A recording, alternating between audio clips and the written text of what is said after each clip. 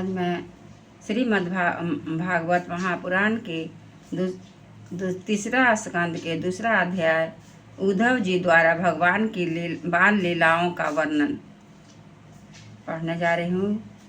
कृपया आप लोग भी इसे श्रवण करें। इसके श्रवण करने से मनोवांछित फल की प्राप्ति होती है, सुख शांति मिलती है। तो आप लोग को ये अच्छा लगे तो इसे सब्सक्राइब ज़रूर करिएगा, लाइक सब्सक्राइब करिएगा। तो आइए पढ़ते हैं।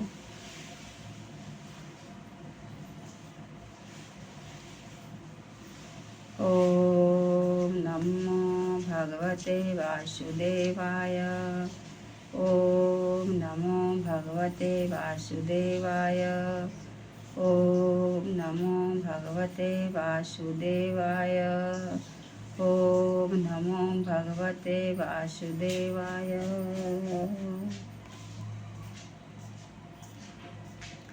श्री सुखदेव जी कहते हैं, जब विदुर ने परम भक्त उद्धव से इस प्रकार उनके प्रियतम श्री कृष्ण से संबंध रखने वाली बातें पूछी, तब उन्हें अपने स्वामी का स्मरण हो आया और वे हृदय पर भर आने के कारण कुछ भी उत्तर न दे सके। जब ये 5 वर्ष के थे, तब बालकों की तरह खेल में ही श्री कृष्ण की मूर्ति बनाकर उनकी सेवा पूजा में ऐसे तन्मय हो जाते थे कि कलेवे के लिए माता के बुलाने पर भी उसे छोड़कर नहीं जाना चाहते थे। अब तो दीर्घकाल से उन्हीं की सेवा में रहते रहते वे बूढ़े हो चले थे। अतः विदुर जी के पूछने से उन्हें अपने प्यारे प्रभु के चरण कमलों का स्मरण आया। उनका चित्त विरह से व्याकुल हो गया। फिर वे कैसे उत्तर दे सकते थे। उद्धव जी श्री कृष्ण के चरण नाबिंद मकरंद सुधा से सराबोर होकर 2 घड़ी तक कुछ भी नहीं बोल सके। तीव्र भक्ति योग से उसमें डूबकर वे आनंद मग्न हो गए। उनके सारे शरीर में रोमांच हो आया और मूंदे हुए नेत्र से प्रेम के आंसुओं की धारा बहने लगी। उद्धव जी को इस प्रकार प्रेम प्रवाह में डूबे हुए देखकर विदुर जी ने उन्हें कृतकृत्य माना। कुछ समय बाद जब उद्धव जी भगवान के प्रेम धाम से उतरकर पुनः धीरे धीरे संसार में आए, तब अपने नेत्रों को पोंछकर भगवत लीला स्मरण हो आने से विस्मय हो विदुर जी से इस प्रकार कहने लगे। उद्धव जी बोले, विदुर जी, श्री कृष्ण रूप सूर्य के छिप जाने से हमारे घरों को काल रूप अजगर ने खा डाला है।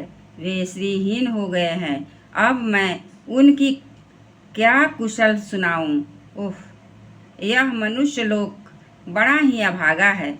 इसमें भी यादव तो नितांत भाग्यहीन है, जिन्होंने निरंतर श्री कृष्ण के साथ रहते हुए भी उन्हें नहीं पहचाना।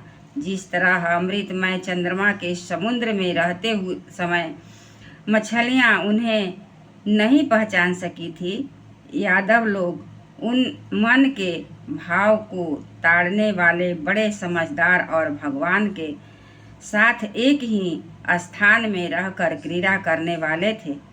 तो भी उन सबने समस्त विश्व के आश्रय सर्वांतर्यात्मा श्री कृष्ण को एक श्रेष्ठ यादव ही समझा।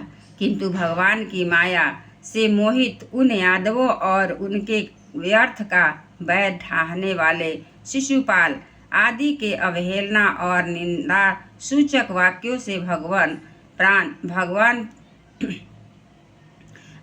प्राण महानुभावों की बुद्धि भ्रम में नहीं पड़ती थी। जिन्होंने कभी तप नहीं किया, उन लोगों को भी इतने दिनों तक दर्शन देकर अब उनकी दर्शन लालसा को तृप्त किए बिना ही वे भगवान श्री कृष्ण अपने त्रिभुवन मोहन श्री विग्रह को छिपाकर अंतर्ध्यान हो गए हैं और इस प्रकार उन्होंने मानो उनके नेत्रों को ही छीन लिया है।